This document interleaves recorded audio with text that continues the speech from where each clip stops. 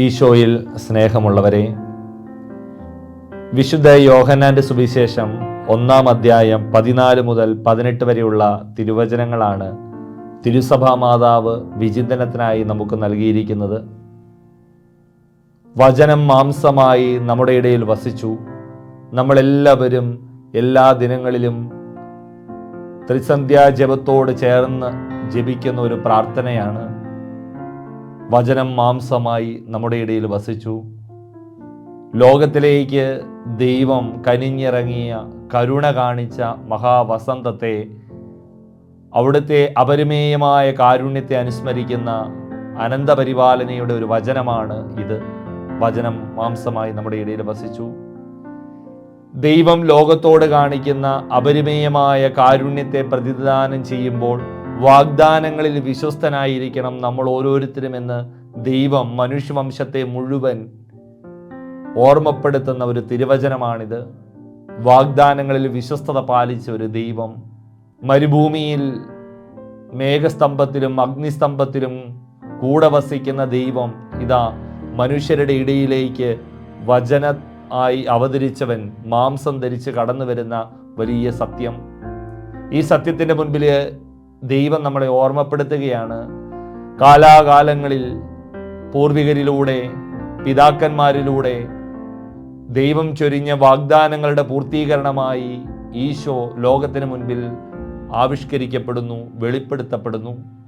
അതുകൊണ്ട് നമ്മൾ ഓരോരുത്തരും ദൈവത്തിൻ്റെ വാഗ്ദാനങ്ങളോട് ചേർന്ന് വിളിക്കപ്പെടാൻ യോഗ്യരാക്കപ്പെട്ട നമ്മൾ ഓരോരുത്തരും, മാമോദീസായിലൂടെ ദൈവമക്കളായി തീർന്ന നമ്മൾ ഓരോരുത്തരും നമ്മുടെ വാക്കുകളിൽ വിശ്വസ്തരായിരിക്കണമെന്നുള്ള വലിയൊരു ഓർമ്മപ്പെടുത്തൽ ഈ വചനം നമുക്ക് തരുന്നുണ്ട്. പുറപ്പാട് പുസ്തകം അതിൻ്റെ 25-ാം അധ്യായം 8-ാം തിരുവചനത്തിൽ ദൈവം പൂർവകാലങ്ങളിൽ മനുഷ്യരോടൊപ്പം കൂടെ വസിക്കുവാൻ കടന്നു വരുന്ന വലിയ വാഗ്ദാനം കണ്ടുമുട്ടുന്നുണ്ട്.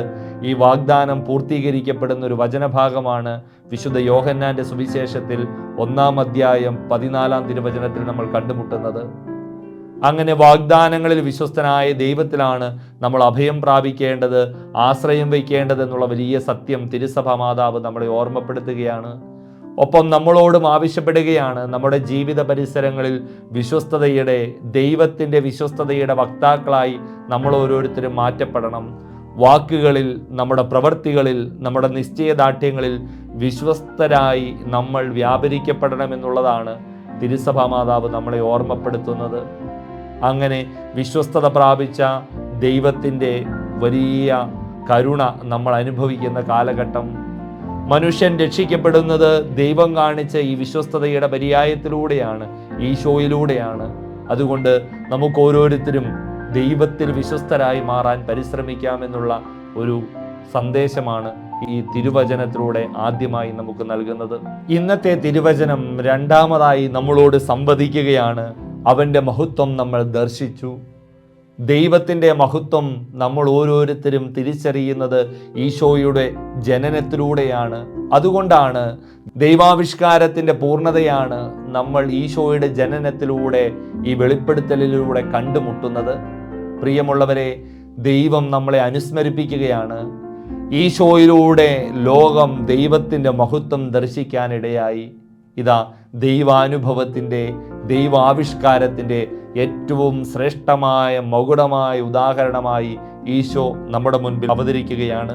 അങ്ങനെ ഒരു ദൈവാനുഭവമായി, ഈശ്വര അനുഭവമായി നമ്മൾ ഓരോരുത്തരും മാറ്റപ്പെടണമെന്ന് നമ്മളെ ഈ തിരുവചനം ഓർമ്മിപ്പിക്കുകയാണ്. വചനം മാംസമായി നമ്മുടെ മുൻപിൽ അവതരിക്കുമ്പോൾ നമുക്ക് നമ്മുടെ ജീവിതചര്യകളിൽ, ജീവിത പ്രയാണത്തിൽ, നമ്മുടെ ജീവിത മേഖലകളിൽ അപരൻ്റെ മുൻപിൽ ഈശോയായി, ഈശ്വര അനുഭവമായി വർദ്ധിക്കുവാൻ, പ്രത്യക്ഷപ്പെടുവാനുള്ള വലിയ കടമയും ഉത്തരവാദിത്വവുമുണ്ട്. മദർ തെരേസയുടെ ജീവിതത്തിൻ്റെ ഏടുകളിലൂടെ കടന്നു പോകുമ്പോൾ അമ്മ കടന്നു ചെല്ലുന്ന തിരുവോരങ്ങളിൽ, പാതയോരങ്ങളിൽ, കടത്തിണ്ണകളിൽ അനേകർക്ക് ഈശോയുടെ രൂപമായി, ഭാവമായി, സാന്ത്വനമായി, സ്പർശനമായി മാറുന്നത് നമ്മൾ കണ്ടുമുട്ടുന്നുണ്ട്. അങ്ങനെ മദർ തെരേസ എന്ന പാവങ്ങളുടെ അമ്മയോട് പലരും ചോദിക്കുന്നുണ്ട്, അമ്മേ, ഞങ്ങളെ സ്നേഹിക്കാൻ, ഞങ്ങളെ വാരിപ്പുണരുവാൻ, ഞങ്ങളെ തലോടുവാൻ, ഞങ്ങളെ സാന്ത്വനിപ്പിക്കുവാൻ അമ്മ എന്ത് കാരണമാണ് കണ്ടുമുട്ടുന്നത്? അമ്മ പറയുന്നു, നിങ്ങളുടെ കണ്ണുകളിൽ നിങ്ങളുടെ മുഖത്ത് ഞാൻ ഈശോയെ കണ്ടുമുട്ടുന്നു എന്നുള്ള വലിയ സത്യം. പ്രിയമുള്ളവരെ, ഇവിടെയാണ് ഒരുവൻ ദൈവത്തിൻ്റെ മഹത്വം ദർശിക്കുന്നത്. അതുകൊണ്ട് ദൈവത്തിൻ്റെ മഹത്വം അപരന് അനുഭവവേദ്യമാക്കുവാനുള്ള ഉപകരണങ്ങളായി നമ്മൾ മാറ്റപ്പെടണമെന്ന് മാംസം ധരിച്ച വചനമായ ദൈവം നമ്മളെ ഓർമ്മപ്പെടുത്തുകയാണ്. അവിടുന്ന് വചനമായവൻ മാംസം ധരിച്ച് നമ്മുടെ കൂടെ വസിച്ച് നമ്മുടെ ഇടയിൽ കൂടാരമടിച്ചത് ഇപ്രകാരം ദൈവാനുഭവം നമ്മൾ നമ്മുടെ വാക്കുകളിലും നമ്മുടെ പ്രവൃത്തികളിലും പ്രവർത്തന മേഖലകളിലും മറ്റുള്ളവർക്ക് പ്രത്യക്ഷീകരണമായി നൽകണമെന്നുള്ള ആഗ്രഹത്തിലാണ്. അതുകൊണ്ട് അപരൻ്റെ ജീവിതത്തിലേക്ക് ദൈവം ചൊരിഞ്ഞ കാരുണ്യമായി നമ്മൾ ഓരോരുത്തരും മാറ്റപ്പെടണമെന്ന് ഓരോ നിമിഷവും നമ്മൾ ആഗ്രഹിക്കണം. അപ്പോഴാണ് യഥാർത്ഥത്തിൽ ദൈവത്തിൻ്റെ കരുണയുടെ മുഖമായി നമുക്ക് മാറ്റപ്പെടാൻ വേണ്ടി സാധിക്കുന്നത്. അതുകൊണ്ട് ഈ തിരുവചനം രണ്ടാമതായി നമ്മളോട് സംവദിക്കുകയാണ്. ദൈവത്തിൻ്റെ മഹത്വം ദർശിക്കുവാൻ അപരന് നമ്മൾ ഓരോരുത്തരും ഉപകരണമായി മാറണമെന്നുള്ളത്. നമുക്ക് പരിശ്രമിക്കാം, നമുക്ക് ആഗ്രഹിക്കാം ദൈവത്തിൻ്റെ കരുണയുടെ മുഖങ്ങളായി നമ്മുടെ ജീവിത സാഹചര്യങ്ങളിലും ജീവിത മേഖലകളിലും വ്യാപരിക്കാൻ. മൂന്നാമതായി ഈ സുവിശേഷം നമ്മളെ ഓർമ്മപ്പെടുത്തുകയാണ്. വാഗ്ദാനങ്ങളിൽ വിശ്വസ്തനായ ദൈവം അവൻ്റെ കരുണയുടെ വാഹകരാകുവാൻ വിളിക്കപ്പെട്ടിരിക്കുന്ന നമ്മൾ ഓരോരുത്തരും യഥാർത്ഥത്തിൽ അവൻ്റെ കരുണയുടെ വാഹകരായി മാറി വലിയ സാക്ഷ്യം നൽകുന്ന യോഹന്നാനെ ഈ സുവിശേഷം അവതരിപ്പിക്കുന്നുണ്ട്. എൻ്റെ പിന്നാലെ വരുന്നവൻ എന്നേക്കാൾ വലിയവനാണ്, അവൻ്റെ ചെരുപ്പിൻ്റെ വാറടിക്കാൻ പോലും ഞാൻ യോഗ്യനല്ല എന്ന് പറയുന്ന സ്നാപക യോഹന്നാൻ്റെ മനോഹരമായ ചിത്രം. പ്രിയമുള്ളവരെ, ദൈവത്തെ കണ്ടുമുട്ടുന്നവർ, ദൈവത്തെ തിരിച്ചറിയുന്നവർ, ദൈവമെന്ന സ്നേഹത്തിൻ്റെ ആഴം കണ്ടുമുട്ടുന്നവർ എത്തുന്ന വലിയ ഹൃദയവിശാലതയുടെ മനോഭാവമാണ് സ്നാപക യോഹന്നാൻ നമ്മളെ പഠിപ്പിക്കുന്നത്. അതുകൊണ്ട് സ്നാപക യോഹന്നാൻ ജീവിതത്തിൽ സംഭവിക്കേണ്ട ഒരു രൂപാന്തരീകരണമായി ഈ വചനഭാഗത്ത് പ്രത്യക്ഷപ്പെടുകയാണ്. ദൈവത്തെ സ്വീകരിക്കുന്നവൻ പുലർത്തേണ്ട വലിയ മനോഭാവത്തിൻ്റെ ആൾരൂപമായി സ്നാപക യോഹന്നാൻ നമ്മുടെ മുൻപിൽ പ്രത്യക്ഷപ്പെടുകയാണ്. അതുകൊണ്ട് നമുക്കൊന്ന് പരിശ്രമിക്കാം, നമുക്കൊന്ന് ആഗ്രഹിക്കാം സ്നാപക യോഹന്നാൻ്റെ മനോഭാവം ജീവിതത്തിലുടനീളം പ്രാവർത്തികമാക്കുവാൻ, പുലർത്തുവാൻ, ജീവിതത്തിൽ ഈ സ്നാപക യോഹന്നാൻ്റെ ആത്മീയ ചൈതന്യം പേറുവാൻ നമുക്ക് ആഗ്രഹിക്കാം. അങ്ങനെ ഈ തിരുസഭാ മാതാവ് വചനവിചിന്തനത്തിലൂടെ നമ്മളോട് സംവദിക്കുന്നത് ഇപ്രകാരമാണ്. വാഗ്ദാനങ്ങളിൽ വിശ്വസ്തനായ ദൈവത്തിൻ്റെ പുത്രനായ പുത്രിയായ നമ്മൾ ഓരോരുത്തരും നമ്മുടെ വാക്കുകളിൽ നമ്മുടെ പ്രവൃത്തികളിൽ വിശ്വസ്തരായി നമ്മൾ മാറ്റപ്പെടണം. ദൈവത്തിൻ്റെ മഹത്വം മറ്റുള്ളവർക്ക് സംലഭ്യമാക്കി കൊടുക്കുവാനുള്ള വലിയ നിയോഗമാണ് നമ്മൾക്ക് ഓരോരുത്തർക്കും ഈശോ സ്വയം വെളിപ്പെടുത്തിയതിലൂടെ നൽകപ്പെടുന്നതെന്നുള്ള വലിയ യാഥാർത്ഥ്യം നമുക്ക് തിരിച്ചറിയാം.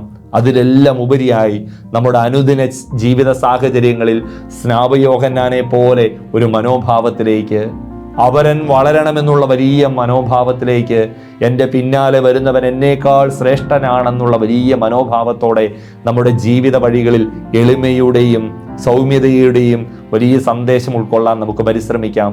അങ്ങനെ ഈ ഒരാഴ്ചക്കാലം ഈ 3 ചിന്തകളോട് ചേർത്ത് നമ്മുടെ ജീവിതത്തെ നമ്മൾ ക്രമപ്പെടുത്തുമ്പോൾ കുറച്ചുകൂടി നല്ല വ്യക്തിത്വങ്ങളായി, കുറച്ചുകൂടി നല്ല മനുഷ്യരായി, കുറച്ചുകൂടി ദൈവത്തിൻ്റെ നല്ല ഉപകരണങ്ങളായി മാറാൻ നമുക്ക് ഓരോരുത്തർക്കും സാധിക്കട്ടെ. ഈശോ നമുക്കെല്ലാവർക്കും നല്ല ഒരാഴ്ചക്കാലം നൽകട്ടെ.